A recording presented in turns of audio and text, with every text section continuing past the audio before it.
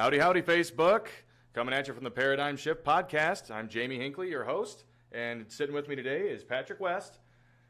We're going to talk a little bit about business, life, motivation, all the fun stuff we tend to. But Patrick's first time on the podcast, so be kind. But if while we're talking you have any questions or comments, feel free to leave them in the bottom, and I'll address them as we can. But for that, let's talk a little bit about you, Patrick. What brings you here today? Well, just came in to talk a little bit of motivation with you, just kind of shoot the breeze about business and, especially today's society and where a lot of the differences are today versus yesterday. It seems like maybe the older we get, the more we notice these kind of things, just this huge disconnect from the old way of business versus the way it is now. It's that grandpa syndrome. I used to walk both ways uphill through the snow, carrying my sister on my back. But we used to call it wisdom. It's really nothing more than experience, and experience isn't all about winning either. I think you learn more when you lose. That's actually a pretty big point that we make on here, is that for all the success that you get, a certain amount of failure comes from that too. And a lot of the time, you can try something 10 times, fail 9 times, and then on that 10th time, you've gained that experience and that knowledge that you needed to succeed. Absolutely, and it's not only about succeeding, it's the strive and the will to continue a pursuit even in the face of failure. When you fail, a lot of people take that as a big blow to their self-esteem. But self-esteem is a very important part, especially in business and success, because you're selling yourself, not only your company, not only your product. And if you don't feel good about yourself, most people who don't feel good about themselves don't have the desire. They don't have that initiative to continue to take that extra time. But remember, there is a thin line between self-esteem and delusion. That's a very good point. And to a certain degree, I would say you almost have to be a little delusional in the beginning, just to bolster yourself up a little bit. Do you understand what I'm trying to say here? Yeah, there is that point of when you're selling yourself, you're not selling your, whether or not you're completely confident in what you're doing or stuff like that, but you need to show confidence to your customer, otherwise they're not going to have the same confidence in you. So there is this bolstering mentality, but don't take it to the extreme as well. If you're trying to bolster yourself by standing on the people around you, you're only going to alienate yourself in the end. It only takes a couple words of a bad experience by a customer or by a client, by anybody, to start spreading and cause distrust by other people. That's very true. And and we see that everywhere. Negativity tends to reign supreme. You need to look no further than movie reviews. How many times does a positive movie review catch your attention versus all the negativity that gets force-fed? Facebook's no different. You see it on everything. Yeah, Facebook is a wonderful place to check out both the positivity and the negativity within everybody. One of the big things comes in is how that negativity is addressed. If it's a negativity because they don't like your product or there's something they don't like about it that they wish you had that maybe somebody else had, isn't that a motivation to try to provide and say, okay, we've been listening and we would like to, figure out how we can offer some of these services that you're looking for. Obviously our product or whatever it is, our service may not be 100% correct for you. That doesn't mean that we don't desire to change it. It doesn't mean that we don't desire to give you what you need. But when it comes to negativity, when you attack people personally, that one point of negativity overreaches anything else. For example, there's a lot of things that I did wrong growing up. We all did. But you also make your successes. And if your success is so much greater than any of the little negative things around it, then that's what people see. They tend to forget that. But it only takes one moment of negativity that outshines all your success to ruin you completely. If you let it. You have to overcome. Companies need to grow and adapt. And I think that the ones that get left in the dust are the ones that are trapped in the old ways. Well, the ones that tend to suffer the most are the startups, the ones that are just trying to get a foothold, and it's very difficult when you're talking about going against big companies, big business, because technically, you'll notice a lot of small companies, they end up selling out to these bigger ones. Right. Well, the big reason is because they've gotten to a point they don't know how to handle it. Maybe they don't have the drive anymore. Maybe they're not understanding where they need to go. Maybe they don't have the right people who come in and give them a hand, kind of show them where to go. Sometimes we're preparing so much for tomorrow or today, the short-term future, that we're not looking at the long haul. That's something that I've noticed with a lot of companies and just my work experience as a whole. And I know you've seen this too, the Yes. short-sightedness of even a very large company, where they're so worried about what we're doing today that, to regurgitate your words pretty much, that, I mean, they're blinded completely by the future. And even when it comes to something as simple as utility bills, they'll, instead of shutting lights off here and there, they try to think of other ways of how we can either up production or downsize costs.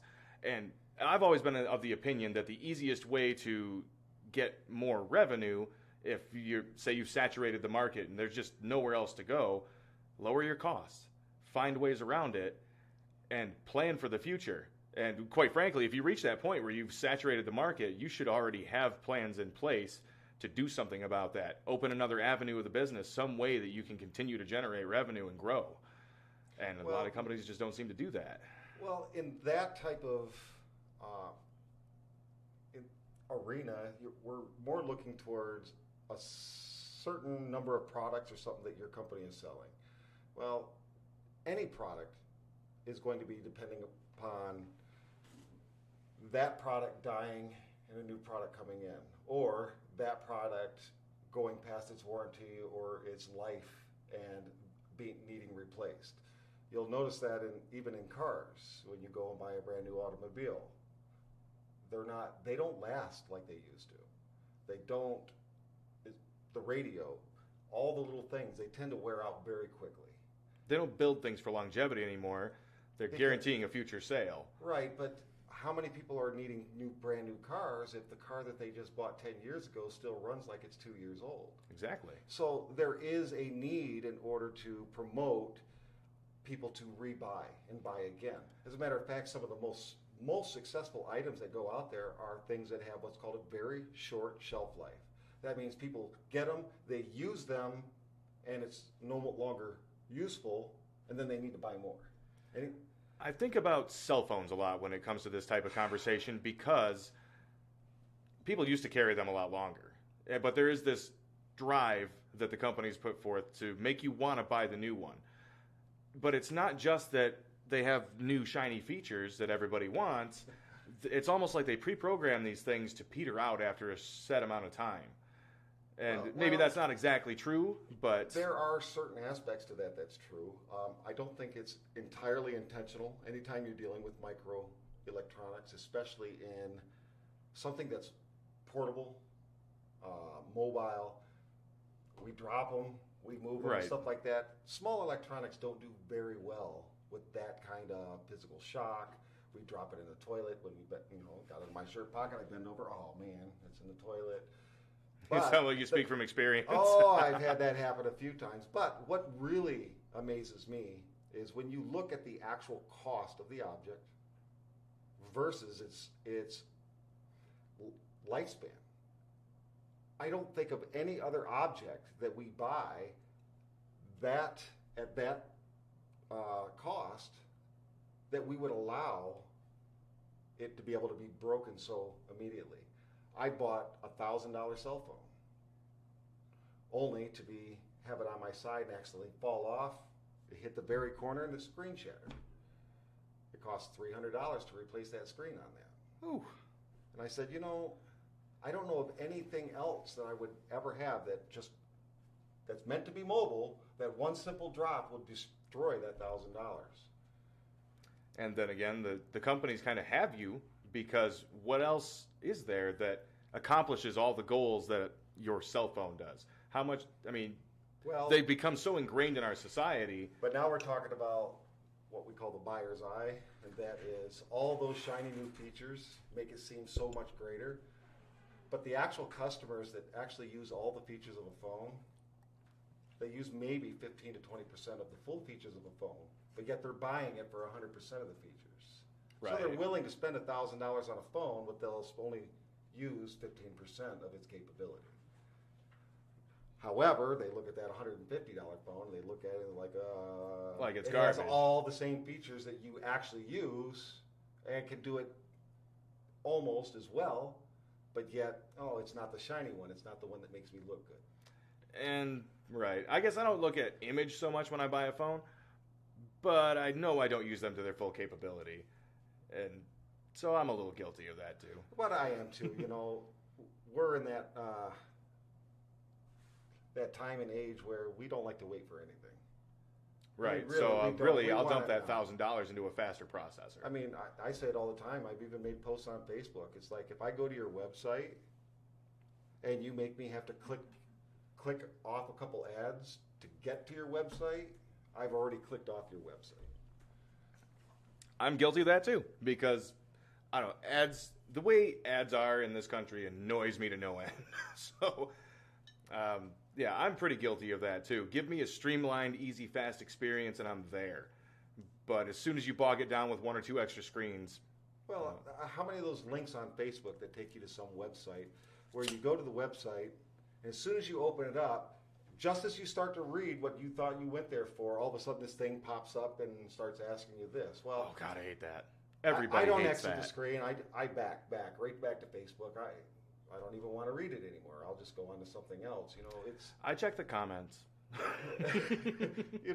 And it's. But the other thing is misinformation, and misinformation doesn't just come from people on Facebook. Let's say industries do it.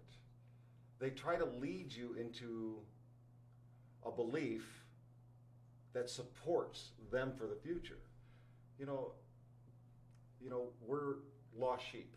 We're out there. We're looking. We've got a pocket full of money, and everybody wants a piece of it. Nickel and dime here. And if they have a vision for the future, hey, we can lead things this way and make this important to people. It starts out with the ads, suggesting new things, making things seem more important than they are, moving into them I have until something for those that. features come out, and then now everybody's wanting it. Oh, I want this new feature. Well, what do you want it for? How is it improving your life? Is it making you money? Yes, exactly. And I think a lot of time it does come down to that status, how it makes you feel. People buy on short-term emotion. I mean, in my industry, that's pretty common. Short-term, they'll make short-term decisions long-term decisions on short-term emotions all the time. Oh. So we are ethically bound, and I think that ethics have become more of a gray area over time. When you mentioned that pretty much what the companies want to feed us, we'll eat up if it's presented in the right way. And I can't think of any better example than the recent release of the Not a Flamethrower from the Boring Company. People are lining up. They had a big event for this. Seriously, not a flamethrower. It shoots out like a 2-foot flame. You can buy a weed flamethrower on Amazon that'll do a better job than this thing, but it looks cool. It's a status thing, and it's a hype or a fad that everybody's just jumping on. Well, it's also, I think two of the things that most people seem to be more concerned about today is instant gratification. More and more. Which comes also from instant acceptance by other people. So there's your status symbol. You get something and, oh, you're cool because you have this. Or, oh, man, you must be more of an important person, or you must be doing better for yourself than... Right, you have to always be doing better than the Joneses, right? Yep, and the other thing is instant entertainment.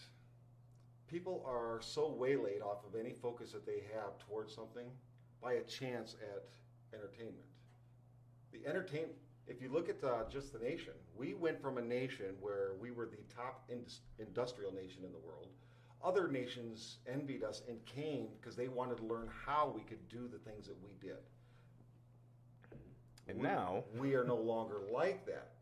We are the entertainment capital of the world.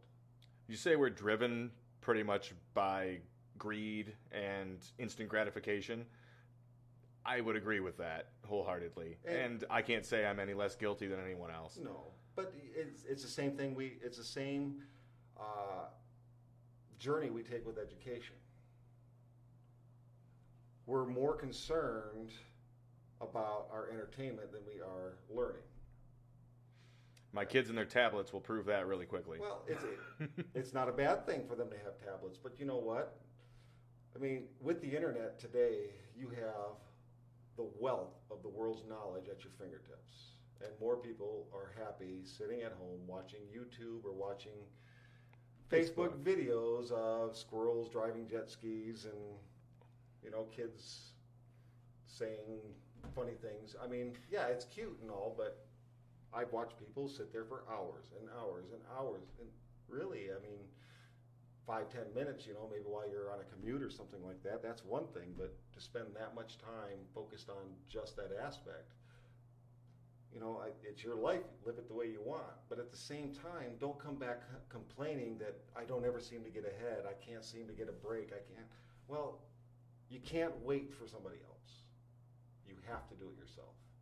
And if you're looking for somebody's permission, are you waiting for mom to give you permission, dad, your sister, your wife, your husband? Are you waiting for something? Are you waiting for somebody to say, yes, it's okay for you to go and make something of yourself? I think people are just scared. They want exactly that. They want permission. They want somebody to give them that little shove. And I try to do that for people. Like, we bring on new agents, and you kind of have to give them that little shove because especially in the beginning, people are apprehensive. It's a new job, a new career, entirely new experience. So we try to do as much as we can to bolster them up and give them a path to follow. But ultimately, it comes down to them and how much they are able to persevere. Yeah, but sadly, that's a thing that comes with experience. I mean, I'm not exactly 60 years old. I'm in my 40s, but I have enough experience, and with everything that I've witnessed in life, I honestly, I don't care about that anymore. I'm going to do my job, and I'm going to be the best I can be, and because I have somewhere I want to go. If you don't appreciate, or if I'm not doing something to your standards or something like that, it's understandable. You tell me if it doesn't work out, it doesn't work out. But I still have places I want to go.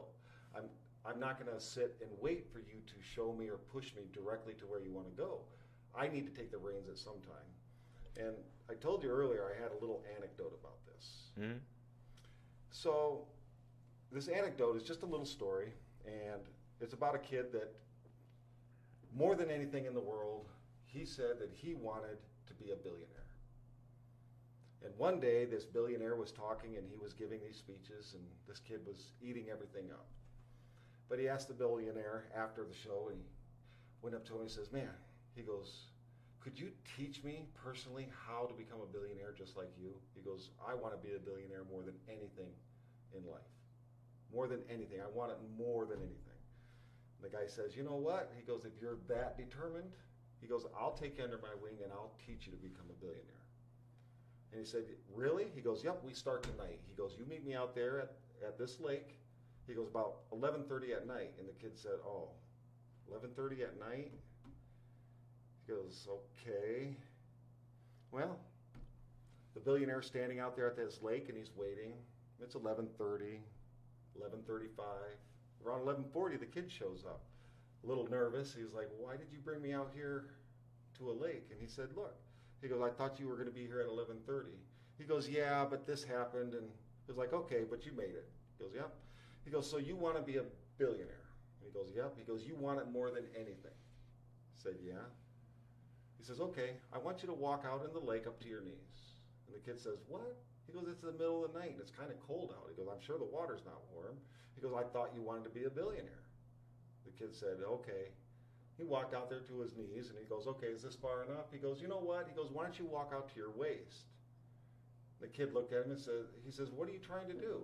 He goes, I thought you wanted to be a billionaire. So the kid shakes his head and he goes out to his waist. And he goes, good. So you've made it to the waist. He goes, go out to your neck. And the kid said, no, this water's too cold. I'm not going out to my neck. The guy says, well, I guess you don't want to be a billionaire. And the kid says, I'm not sure about you. He goes, I think I'd rather go back home. He goes, well, if you want to go back home, go back home. He goes, but I thought you wanted to be a billionaire, so I'm trying to show you how to become a billionaire. And the kid says, fine. He goes out in the water, he gets out, he gets all the way up to his neck, and he goes, okay. He goes, are you going to start teaching me now? He goes, yeah, in a couple more minutes. I want you to go further. I want the water over your head. And the kid says, why do you want it over my head? Are you trying to kill me? He goes, I'm not trying to kill you. I'm trying to make you a billionaire. The kid takes a couple steps. It gets up to his mouth. He gets a little water in his mouth. He spits it out, and he swims to shore as fast as he can. He goes, man, you're crazy. He goes, I don't even know why I came out here. And the billionaire says, well, I'll tell you what. You told me that you wanted to be a billionaire more than anything. He goes, but yet you showed up 10 minutes late. Something else was more important than you becoming a billionaire. You were apprehensive about going out in the water, but yet you wanted it more than anything. I'll tell you what it takes to be a billionaire. You got out there, you let the water get to your mouth, and you quit. He goes, you should have let that water go over your head, because being a billionaire should have meant more to you than breathing. That's powerful. If you really want something, you need to prove that you want it. You can't just say it. You can't constantly say, I'm going to do this, or I'm this, and I'm going to do that. Well, at some point, you have to show it. Do you think maybe our current culture of participation trophies might have something to do with the lack of initiative people want to take? To be honest, it's our generation who created it. And that makes me sad. Well, it all stemmed from the way that we wanted to view our kids. We come up with these ideas that, by not being winners all the time and everything else, you're teaching these kids not to have self-confidence and stuff like that. Well, but you're also teaching them that they don't have to try. And everything in life is all about trying. Nobody has ever gotten good at something just by trying it or just doing it the first time. It's repetition. It's doing it again. It's finding the mistakes and learning, okay, that's, it's all about learning from mistakes. As a matter of fact, people, going back to what we said in the beginning, people learn 10 times more from failing than they ever do from succeeding. A person who succeeds the first time and then the second time become too cocky. They believe that they have the rule to success for everybody, but they have no way of going back and analyzing how they could have done things better. Right. What happens if they do come across failure? And then what? They haven't taken those steps. Then they don't know what to do. And now we have an answer as to why some of these companies fail. They have a good, strong start and then fritter away. The dot-com boom makes me think of that a little bit, just because all these companies popped up, made millions, and floundered. Well, yes, because they didn't have something to sustain. There are some companies who could, because now we're talking about the vision of the future, and especially when it comes to companies. So many companies, especially some of the smaller ones who are growing, they're trying to stabilize for today, to improve today and continue. But they're not looking at tomorrow. So a lot of the investment that they're putting in the beginning is just for stabilization. It's not for growth. You have to look at where the world is heading. What's the current trend? I'm not talking about fads here. We're not talking about a small fad, but where is everything going? I mean, how long did it take before some cars started catching on about technology in cars? They didn't think technology was going to get as powerful as it is today. I mean, think of Cadillac.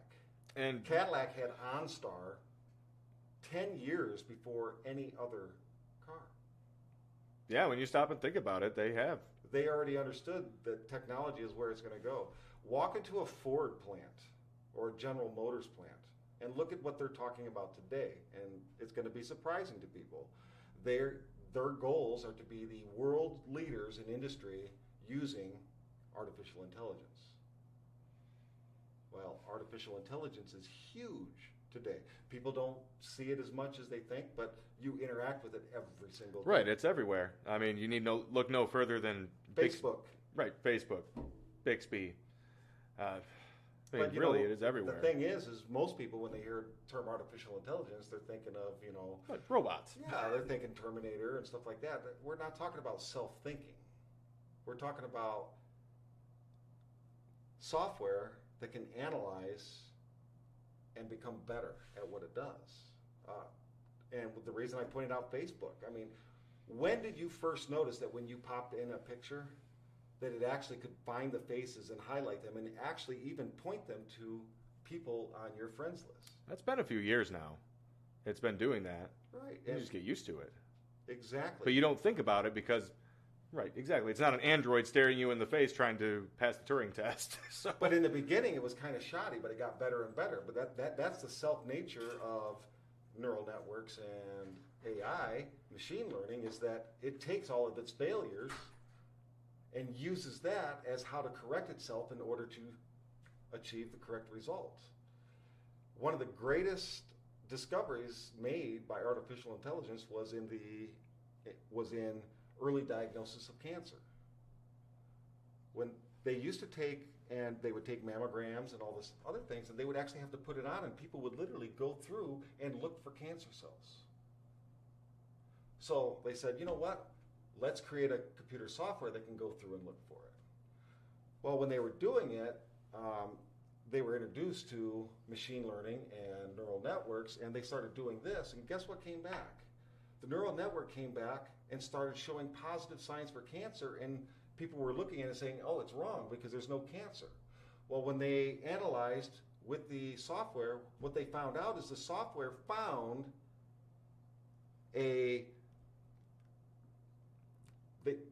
there was something in the picture that actually showed signs of cancerous cells, not the existence. Early treatment of cells forming into cancer that we couldn't even do at that time. They were like, oh my God. We didn't even realize that there was this indicator that indicated that cancer was forming. Not that it was there, that it was starting to form. And it became a huge revelation, especially in the medical industry. And the medical industry is getting huge as far as AI is concerned and neural networks. But that is also going towards everything nowadays. It's going into manufacturing. Oh, well, yeah. And I would argue it's been there and only gaining steam. Only been gaining steam all this time. But most of what we've had before is just a bunch of people analyzing the data to make corrections and try to determine trends and everything else. But when you have software that does all that for you, in a fraction of the time, can self-correct itself in the middle of a process without the need of an operator or anything else in order to ensure quality, perfect parts, perfect, it's just like General Motors with their vendors. We in business we talk about PPM, which parts per million. How many bad parts per 1 million parts that you send will they accept without looking for a new vendor? And a lot of times, it may be 4 parts in a million. That seems like a very fraction. But General Motors and a lot of these big companies have been going to their vendors and saying, look, by 2020, we will be at 0. So if you cannot guarantee and provide a perfect quality part all the time, we will look for vendors that can.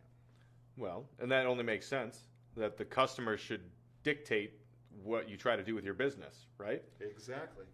So, and you'll run into that in any industry, anywhere, all the time. I don't care if you're a mom and pop bread making shop.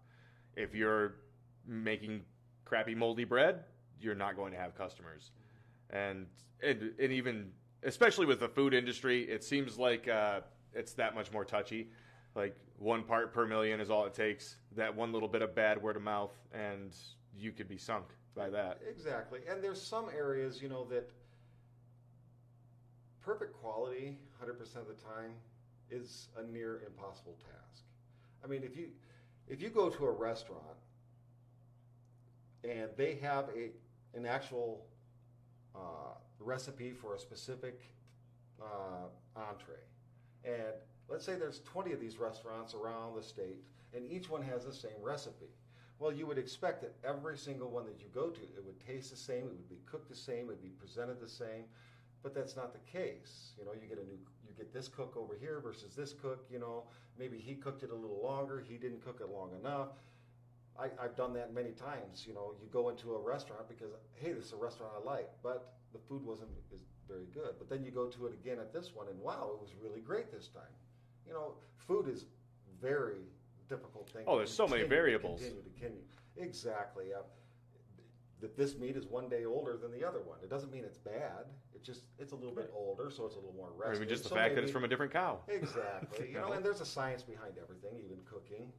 There's food. But, you know, even in products. But I think one of the hardest ones to sell today are services. It's really difficult because everybody wants to provide a service of some sort. It's a lot easier than selling a product. Right. Okay. You don't have to manufacture a service. And demand for service is extremely huge. Everybody wants service in some way. You know, I didn't mean that the way it sounded, but I understand what you're saying, though. You know, and you know what? Even in that industry. Exactly. You know, everybody, you know, they want some kind of service, whether it's for this, for that. And we start becoming more judgmental about the people giving us service. Well, and in a lot of instances, you should be. You can be discerning. And if there's a lot of competition, then, I mean, the best one should win, right? And typically it does. Sometimes the ones that make the most noise win. Would you argue with that? I would not argue. Or at least with in the that short term, they can win. Yeah. It comes back to like ethics, quality of service. I mean, we live in that ethical gray area right now, and I see it every single day. So what do you do as a company to set yourself apart from that and still make the noise that you need to be successful? Well, you have to provide an experience nowadays. It's not just giving a service. There has to be a lot that goes with that service. I agree with that. You know, it could be anything from being very courteous and very efficient at what you're doing. Okay? I mean, why is Starbucks popular? That's a good question. Can you give me some insight? Because I'm not sure. Well, I think what happened with Starbucks was they created a system in which they could provide, you know, and I'm not going to say Starbucks sucks. It's a coffee shop. But, and if somebody who likes coffees and lattes and stuff like that, they have some good ones. But they excelled at providing courteous and very fast service. Not only that, but they weren't afraid to go out on a limb and try new things that people... They were some of the first ones to offer indie CDs. I guess I don't patronize Starbucks, so I'm sorry for Starbucks fans. Yeah. I just have a hard time paying that much for coffee. But they do offer, the whole experience of stepping into the store is different than you get in most coffee shops. Yes. So that's kind of, I guess that's kind of what you're saying there. To be honest, I'm not a huge coffee fan. If it wasn't for the fact that it woke me up and kept me motivated, I wouldn't drink it because honestly, the bitterness and stuff, it doesn't appeal to me. However, I have tasted some coffees that are pretty good, and you know, if you look locally, we have Java. Mm-hmm. And actually, that's a pretty successful company here. It's a very successful company. They have some good coffee. Some of them aren't always the greatest, but they have some of them that are like, wow, these are really good. You know, and Java could be something that could actually grow into a Big B's, into a Starbucks, especially with that drive-through service, the way that they do it. Yeah. And I mean, Big B's has it, some other places have it, stuff like that, but Java's been doing that for many years. You know, with the right insight, if they decided that they wanted to franchise, if they decided they wanted to do something, most of it's going to be what sets you apart from them. If your coffee isn't as good, or if your coffee isn't better, you can't use that as your attraction point. Is your service better? Are you providing a different kind of experience, something that people would enjoy a little bit more? You know, the idea of a coffee shop. So you want to play to your strengths. Right, but what are you providing that other people aren't?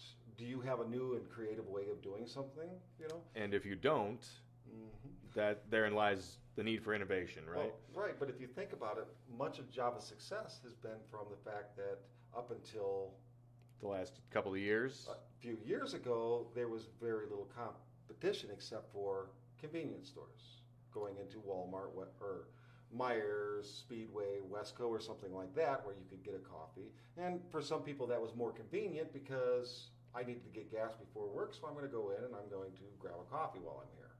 Or I needed to grab something else along with it. Well, Java, you're only going there for coffee.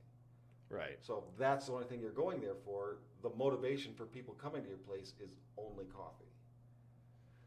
You go to Bigby's, and you can go to Bigby's for more than just coffee. You know, they got some of those donuts and everything else. Look at the one up on 55. Right. Tim Hortons. Mm-hmm. I mean, another primarily coffee place, but they have donuts. They have all these other things that, yeah, I might be able to get donuts at Blue Heron. I might be able to get donuts over here, but those are all specialties instead of one place where I can just get coffee and donuts and be good. And I would argue that Tim Hortons has done a good job of integrating themselves because they kind of follow the Subway model of things. Like, they're willing to put a store up under any circumstances anywhere.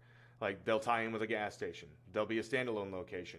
I mean, Subway is a perfect example of that. Like, they will pick up any small building in any little town, throw a Subway in it, and because they've built such a name for themselves and they're fairly unmatched when it comes to that particular market, they excel in almost any place. I mean, my job brings me all over the state. I'm hard pressed to find many towns that don't have a Subway. So Yes. they found a way to get themselves out there, and through that innovation, and not only that, but they cut costs immensely by taking these old buildings that are going to go sit unused in some podunk town somewhere and turn it into a booming business. But not only that, when you integrate yourself within another business, you feed off of each other. There's a synergy there. When a Right. person comes in for one reason, they see this or smell this or something else, and they are attracted to something else. It can gain more customers. I mean, you walk into Walmart, and if you go in on the food section, when you first walk in, the first thing I smell is Subway Right. as I'm going in, and everybody knows what it's like shopping when you're hungry. Exactly. You know, So oh man, this looks good. It's a- Oh yeah, I've been, and then you fill up your cart, and then by that time, now you're done shopping, you're even hungrier, and as you're going by, you keep smelling it like, man, I need a sub. So you get a sub. They've helped each other. Walmart's helped them because I came in for shopping, not for a sub. I ended up leaving with a sub. But I came in just to get a few things, but I got hungry because Subway was right there, and I was smelling it, and I was hungry, so I ended up buying extra things that I probably wouldn't have bought if I wasn't hungry. I'm super guilty of that. Oh, I've done that I don't know how many times. And especially bad when you take the kids in, too. Oh my God. You pick up the kids from school, yeah, they're probably a little hungry. You say, hey, we need to stop at the store right quick. You go in there, next thing you know, they're groaning, oh, I'm hungry, and all right, let's stop at Subway and grab something. That brings up another point, the Golden Arches. My kids know McDonald's over anything else. And you know what? It's not even because of Ronald McDonald anymore, because he's kind of outmoded these days. Why is it that my kids immediately associate McDonald's with amazing food and great stuff? Because most of the other franchises also offer toys and, the same basic meals. But I think it comes down to the noise. McDonald's makes a lot of noise, and they tend to market to kids. It's the same reason when you're walking through the grocery store and they put all the kids' stuff at their eye level. Well, and that's the trap of small business versus large corporation and growing. You can grow by word of mouth, and you can get a very solid and stable customer base. But that's not promoting growth. If you need to move out, you need to let other people know, because sometimes the word of mouth just doesn't travel as fast. Maybe not certain people aren't hearing it.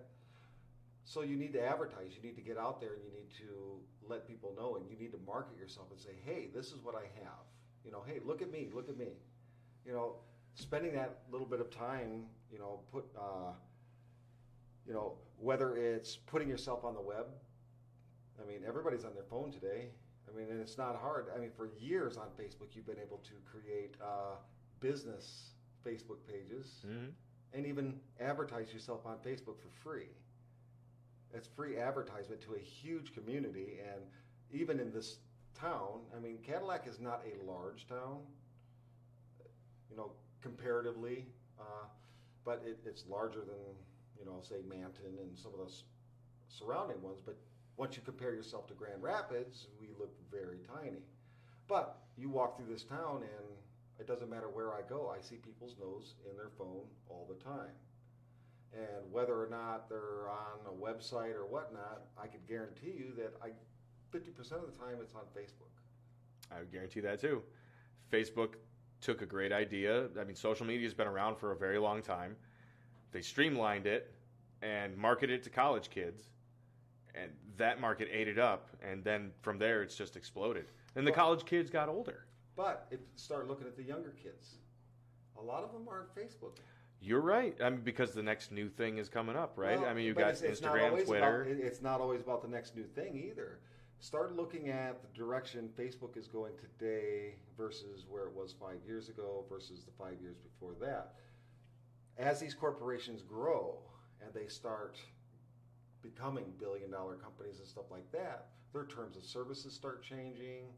What's acceptable is changed. What they're going to allow, the way they allow you to express yourself. They were even talking about recently that in the future that they're going to start cutting and pulling negative comments. I've already seen that quite a bit. I mean, if not just from the admins from certain pages, but you do see people tend to get censored a little more often. So you think that might drive people to go somewhere else where they might not have that censorship? But that's not going to just be on the business side of that either. I believe that's going to start falling over on the personal. These arguments people have, that amuse some people, but, talking about airing your dirty laundry on Facebook and stuff like, a lot of that's going to be, poof, cut, terms of service, and you're not going to be able to discuss those things on that forum anymore. Well, all that means is now they've opened the opportunity for somebody else to create that forum. And we've already seen a little bit of that. There are already more anonymous sites where you can go on, air your dirty laundry with complete I can't even say the word right now. Anonymity, yes. And so you're exactly right. It opens that little doorway where somebody can come in and gain traction. One of the positive things I have to say about Facebook is it's given people an outlet. There's many people out there who is not as confident to speak their mind and say the things that they normally would like to say if it was in a face-to-face. And that's the internet as a whole. People are more confident in expressing whatever it is they have to say, whether positive or negative, in that format because they don't have to worry about any physical or backlash. I mean, they call it, being internet brave. In real life, if I was talking to somebody face to face, I might not want to say things that would offend them in that way because I might be afraid of some kind of repercussion. But you could be a keyboard warrior. Exactly. There you go. And Facebook became a very good place for that, where people just hash out arguments. But most of the time, it was interfamily. But now your dirty laundry gets aired, and not only do your family and friends see this, the company you work for sees it. And we see it more and more often. There have been precedents created now I was actually talking about this with people. Yeah. Yes. Actually, they call it social media policy now. Right, because it has to encompass everything. Yep. So, I've run into that. I've talked to a few people who've had it personally happen to them where an offhanded comment, just airing a little bit of dirty laundry, either cost them their job or cost them a promotion. And now there's both a good and a bad to this. The good thing is maybe it's given some people the opportunity to speak out when normally they would have remained silent, and given them the courage to actually be able to speak their opinions and their mind and stuff like that. But then the bad thing is it's created this state of I no longer have to respect anybody. And that translates into the potential employees that walk into places to get these jobs, especially a lot of the newer ones. They've been raised on this mentality that I can say what I want anytime I want, and it's my right to do so, and they'll do it at any time. And you as a company say, no, we don't accept that. And then next thing you know, they're throwing complaints out about you as a company that you're not treating the employees right, you're not giving them respect and everything else, but yet they're not doing the same thing back. There used to be a pride when working for a company because you consider yourself a representative of that company. Right. And your success is based on your company's success. The more successful your company becomes, the more successful you can become if you play a part in that. If you don't play a part in that company's success, then eventually you're going to get laid to the wayside. But, in your own company, if you thought about owning your own company, and how would you act when you went into get a job at a different company? Would you not want to act in the same way that you would expect somebody to act in yours? Well, exactly. I mean, you own your own company. You're expected to hire these people in. You want them to be a representative of the company. I think that between owners and employees, sometimes things get lost in the translation. Or all it takes is a little seed of discontent, and it can get blown out of proportion on both sides, quite frankly. Like that person who's just airing a little dirty laundry on Facebook. It can be a fairly innocent comment anymore, but still cost you your job. Yes, and that becomes the big problem too, in that oversensitivity on both sides. That was the big nail in the coffin right there. And there's even attempts for legislature about this issue, and that is there was a study by a group of psychologists, and then they brought up a new kind of term that they called microaggression. And the idea is that you don't have to literally be violently aggressive or with your voice be calling names and stuff like that to be considered microaggressive. And that is to make somebody feel taken aback, or to be honest, it's to feel, I don't want to say disrespected so much as offended.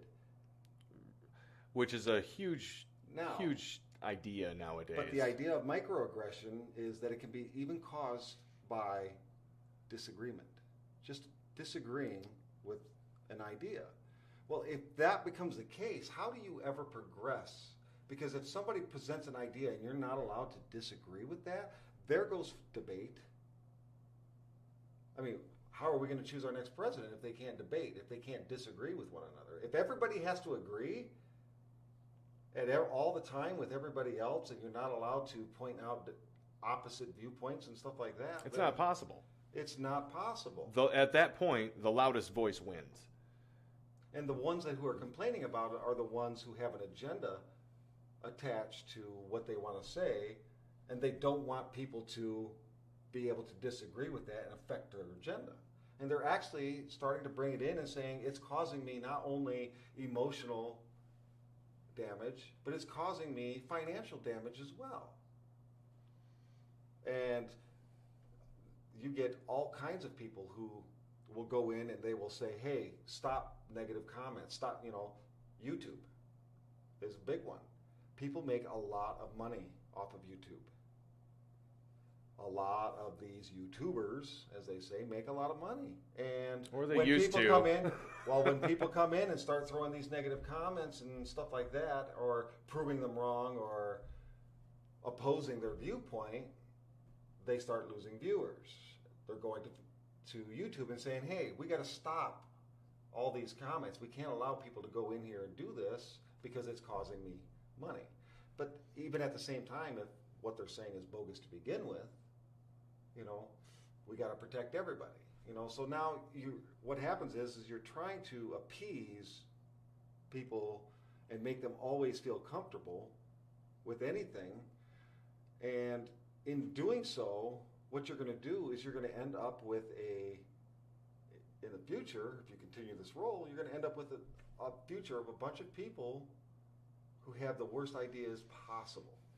And no one will ever disagree. If people are afraid to disagree or are somehow legally liable for their disagreement with somebody else, then nobody's going to want to disagree. So you just described the death of innovation. It is. It really is. And that'll bleed into every aspect of our lives. So the main message here pretty much is like sometimes you just have to suck it up, Buttercup. Stop being so sensitive. As a matter of fact, welcome criticism, welcome opposing viewpoints, because the only way you're going to know the truth, the only way you're going to find success is by listening. I hate to be placated. Like, somebody just tells me what I want to hear. I mean, everybody wants to keep. Man, that was a good idea. Job. Right, you want to hear that, but I would rather hear if you have an issue. Exactly. Well, personally, I want to hear both. Let me know when I'm doing something right, so I know to continue that. Right. But if I'm not doing something correct, or if you need something more than what I'm offering, let me know, because I can't improve and build that and give that to you if you can't communicate that to me. And therein we go back to kind of full circle to where we started here, is that negative feedback is very pervasive. You tend to focus more on the negative feedback, and anymore, I tend to notice that negative feedback is less constructive and more like meant to damage, meant to harm somebody and just hurt them in one way or another. So they'd rather get on there and tell you you're a stupid asshole than tell you why they think you're a stupid asshole. And this kind of mentality is actually, to be honest, and there's a very good example of taking something and doing it completely wrong and not allowing yourself to improve off criticism. Star Wars. Oh, man. Okay? Gotta bring that up. I'm not saying this as an old fanboy or anything else, but, yes, I've watched the original trilogy about 100 times each movie. Growing up, Star Wars was my thing, but, George Lucas didn't even do it right when he did the prequels, as far as I'm concerned. They were entertaining. It was good. It was a little bit more modern for the time, but I think what I really enjoyed about the originals more is it wasn't as CG. There was actually an element of, it wasn't so fantasy, but yet it was. In the original three, that is just pure fantasy. Everything about it, even the vividness of the They didn't try to ground it in our world so much.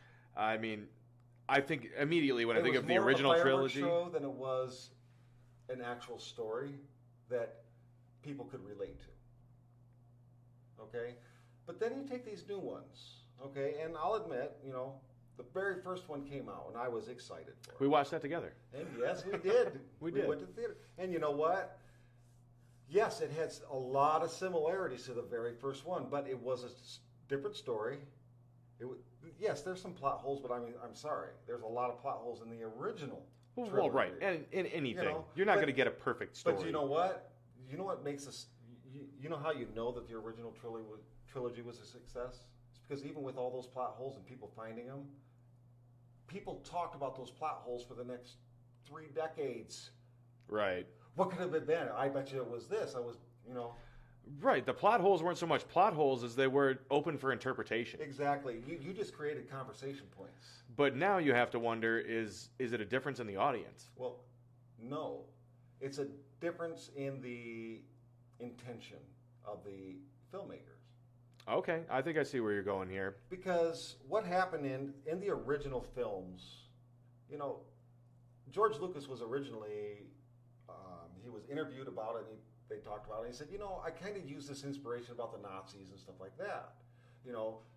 The Empire is like the Nazi army, and you had the people rebelling and stuff like that. And that's kind of where he wasn't saying that he was representing it that way. He's just saying that's kind of in his head when he was kind of trying to figure out how to do the Empire, and he kind of took that as a no. And I've kind of always associated that.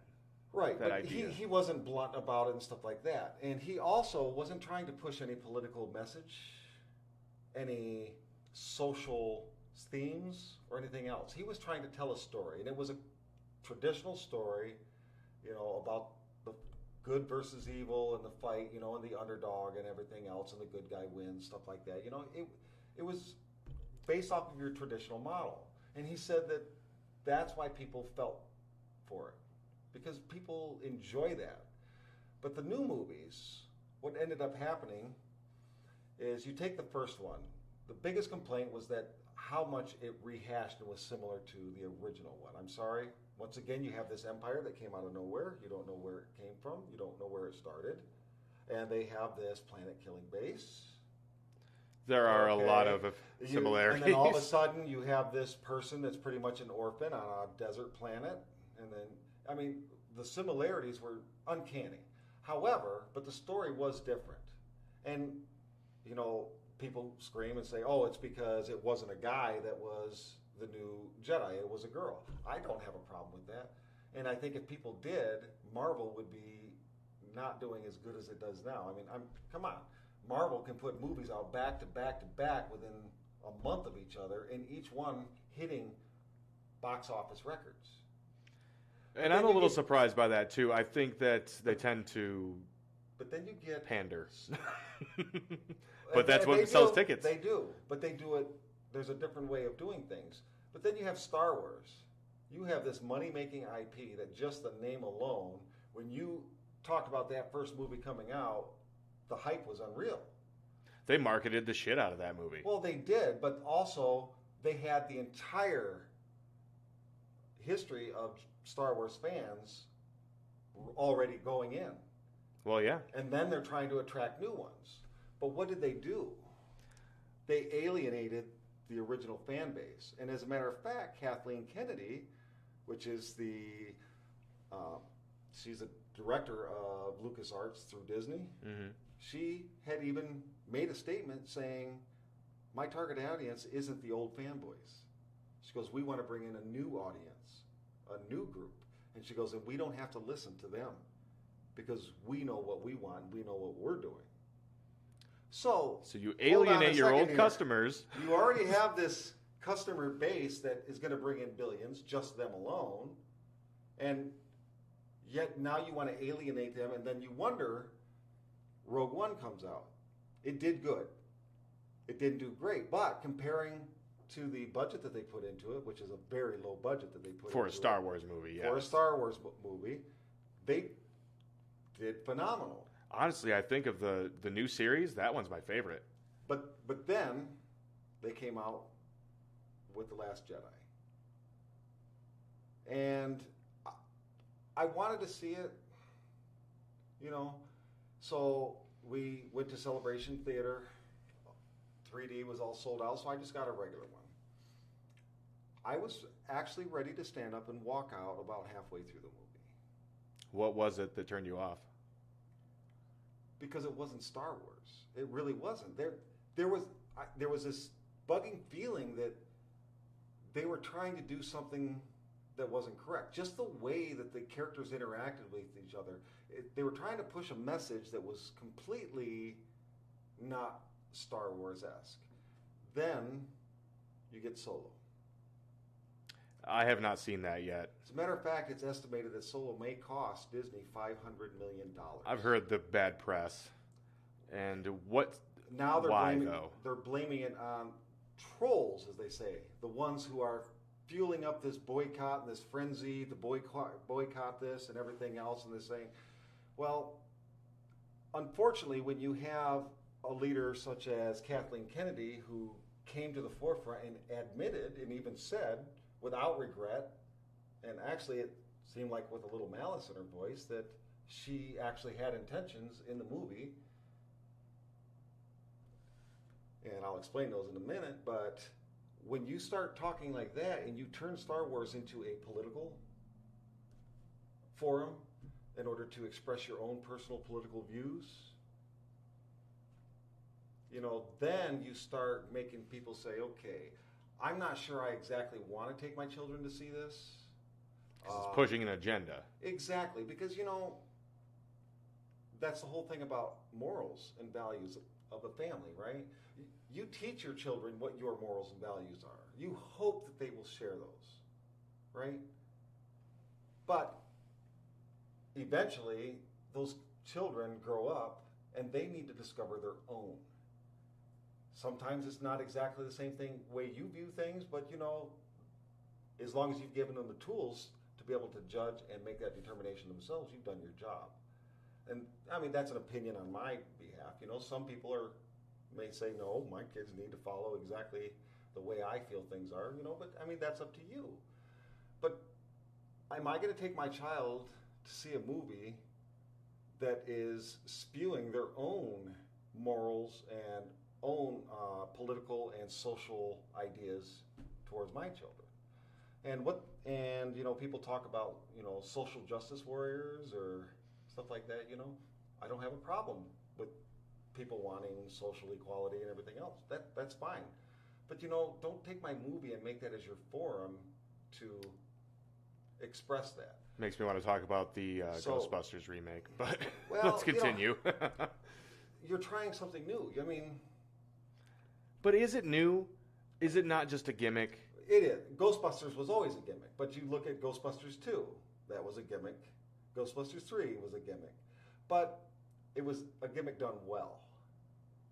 Ghostbusters 3, by the time that one hit around, okay, you just about had enough of it, because you could only do so much slapstick of the exact same thing. But you got to admit, that very first one was Well, it struck gold. absolutely amazing. The second one was Less very amazing, Good. It was less but amazing, good. but very good. Pitch Perfect. The very first one, funnier. Most of the time, sequels suffer from that degradation.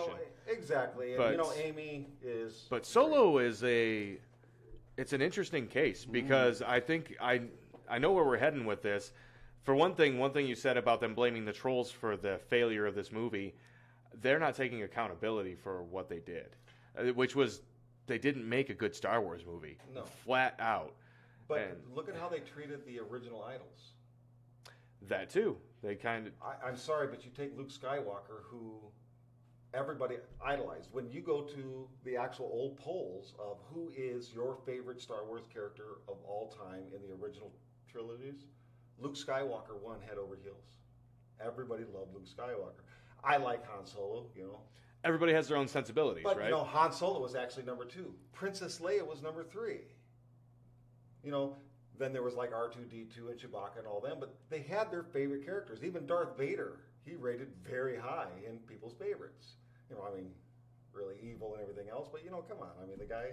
To be your favorite doesn't mean you want to be him. No, I wouldn't want to meet him in real life, but heck, the outfit was cool. But anyways, but then you take Luke Skywalker, and what was he known for? And what was the biggest thing about Luke Skywalker? And what made him so... Relatable? Not even relatable, but he was like that ideal. He was like the poster boy for America at the time. Right, and look at this. Small town boy grows up to do amazing things. His father killed ungodly amount of people.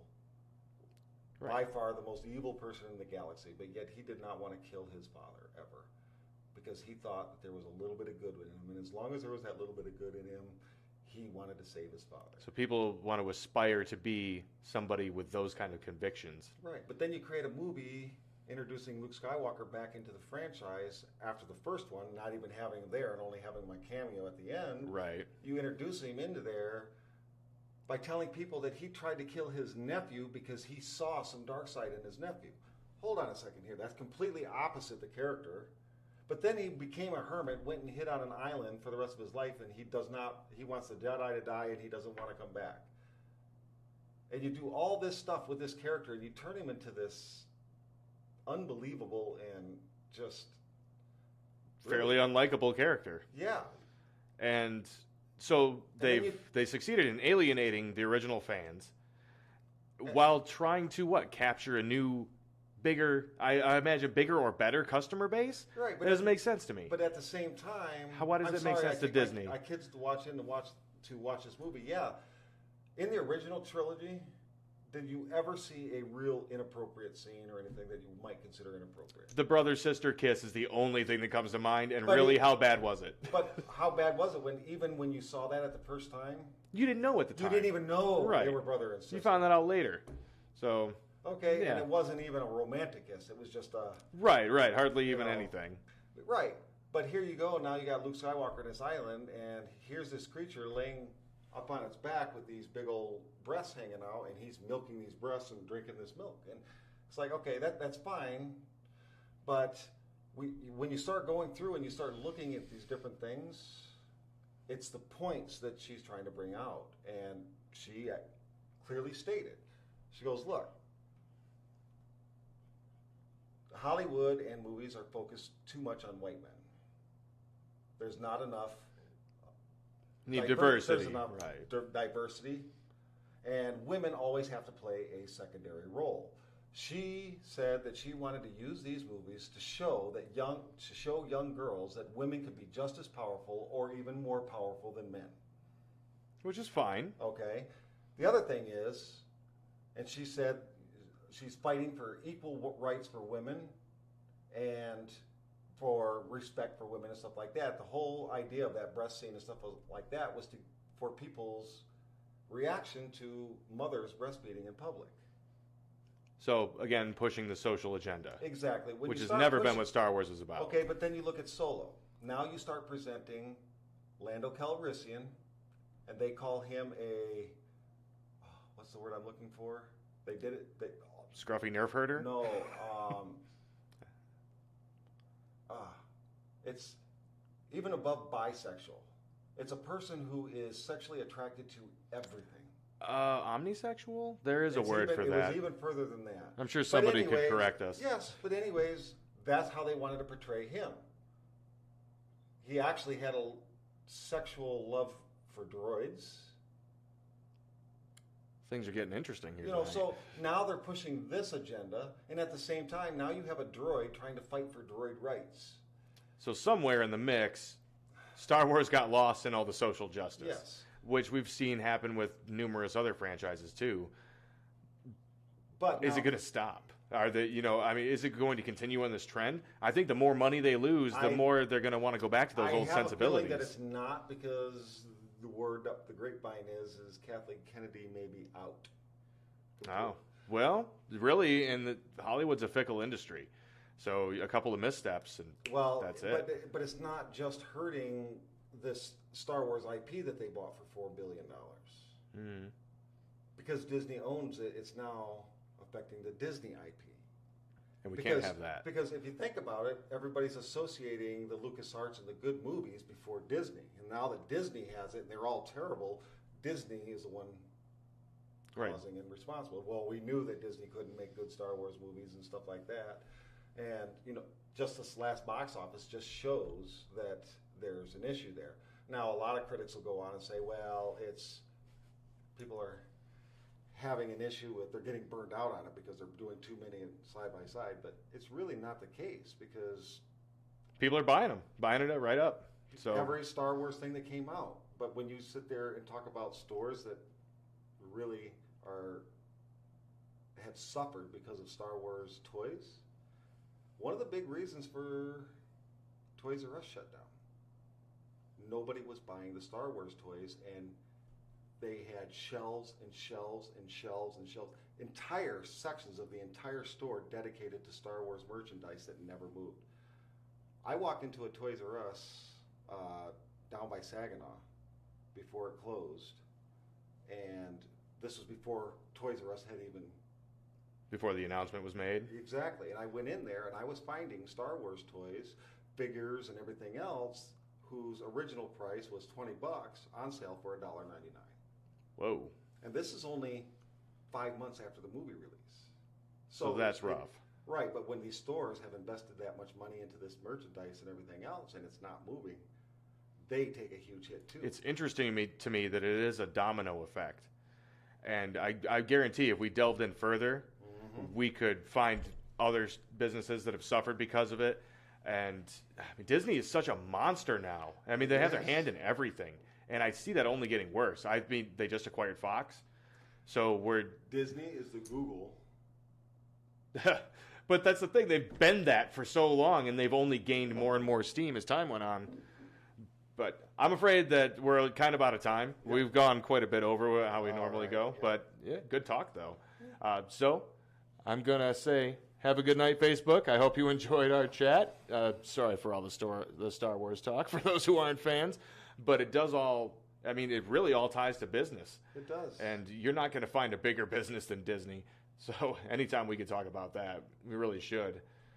But now it's fun to see them make a few missteps. It really is, just because I'm interested to see how they will grow and learn from it, or if they're going to seriously just live on the brand and keep pumping crap out. Time will tell, right? Yep. I don't know if that'll be the case or not, but I do believe it'll certainly make them start considering who they're going to choose to lead a lot of these large endeavors. And they really should when you're talking about billions of dollars. But all right, that's it. This is I've been Jamie Hinckley. That's Patrick West. Thank you, everybody. Good night.